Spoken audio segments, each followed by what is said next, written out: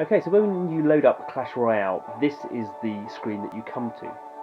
And in some ways it could look a little bit complex, because there's quite a lot of things going on there. But in terms of where your eye is immediately drawn to, there's one place where your eye is immediately drawn to, really, and that is the free chest open. So we can see there's kind of stuff about my level in the game, my trophies, my currency. That's kind of interesting for me to know, but that's not immediately what I look at when I come into the game. There's even something with a little red one on it. Don't what's that? So it's not that there's no depth to the game. It's not that there's kind of these structures aren't there in the game. But when you load up the game, you basically want to play Clash Royale. That's the thing. You get into it very quickly, and you might want to go straight into the battle. But the first thing you see is this free open chest. So this is a pretty clever thing that Supercell have thought about and kind of brought into the game. So when you load the game, you want to play the game. Obviously, you're feeling good about the game. The first thing you see when you load up the game is a little reward. So that makes you feel even better. So this is something that, from a psychological point of view, is called reciprocity. Reciprocity is very simple. It's if someone does something nice for you, you feel nice to them. Actually, it's a bit more kind of interesting than that.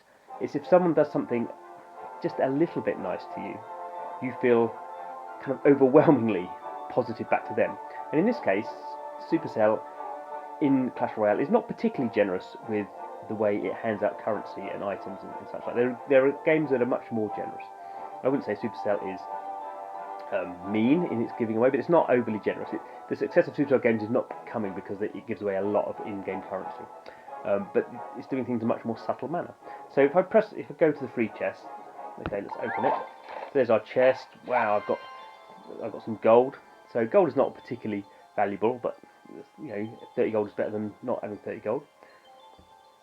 Tap on it again. Oh, I've got my knight. Well, that's I've got some cards for that, and I've still got one more to open. I tap on it again. Oh, goblin rare card. I can level up my goblin hut now. Wow. Okay, actually, none of those things for any kind of deep player of the game are that interesting or that useful.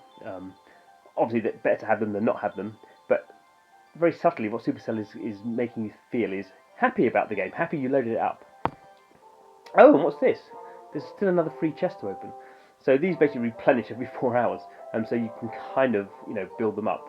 You kind of stack them up. So in some weird way, I think if you were playing this game for a long period of time, you would kind of perhaps not be very bothered about the free chests because they're not really progressing you very far in the game compared to the other chests, the crown chest or the kind of chest you win for winning battles.